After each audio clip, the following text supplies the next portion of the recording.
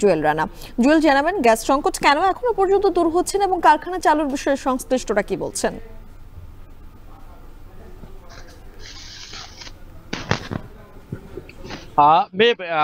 বাংলাদেশের দ্বিতীয় বৃহত্তম ইউরিয়া উৎপাদনকারী প্রতিষ্ঠান যমুনা সার কারখানা গত 7 মাস ধরে গ্যাস সংকটের একটি অজুহাত দেখিয়ে বন্ধ রাখা হয়েছে।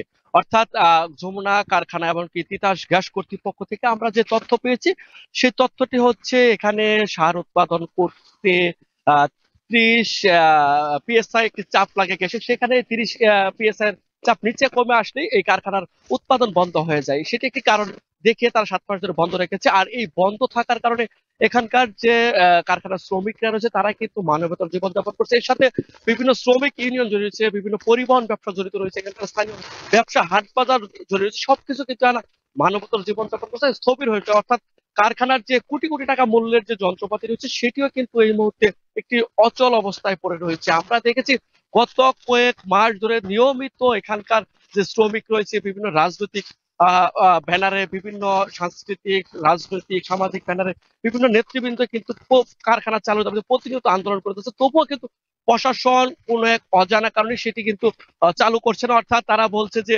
এখানে গ্যাস পর্যাপ্ত সরকার থেকে সরবরাহ করা হচ্ছে না, বিধায় তার কারখানাটি বন্ধ করে রাখা হয়েছে। অর্থাৎ এখানকার যদি একটি পরিসংখ্যান বলি তাহলে এখানকার 1990 সালে যখন এই কারখানাটি চালু করা হয় সেই সময় 1700 মেট্রিক টন সার দৈনিক উৎপাদন করা হতো।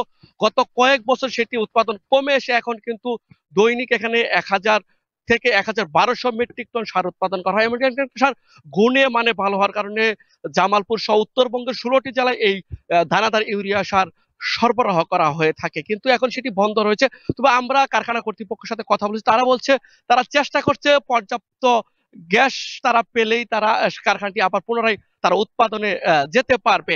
আরেকটি বিষয় বলা চলে, এখানকার যে শ্রমিক ইউনিয়ন রয়েছে বিভিন্ন কারখানা, তারা বলছে তাদেরকে বাইরে থেকে যে সার তারা আমদানি করে সেখানে তাদের 1 টন সার নিয়ে আসতে 1 লক্ষ টাকার মতো খরচ হইতে, আর এই কারখানা থেকে যমুনা ইউরিয়া সার উৎপাদন করতে তাদের খরচ হয় 20 থেকে 25 বা 26 হাজার টাকা। অর্থাৎ অনেকটা সাশ্রয়ী হয় এই যমুনার যে সার। সে আরো একটি গুণে মানে ভালো হতো, এখানকার সার কৃষকরাও কিন্তু স্বাচ্ছন্দ্য বোধ করে যমুনার সার সরবরাহ করার জন্য। এই ছিল জামালপুর থেকে আমরা যমুনার কারখানার সর্বশেষ তথ্য।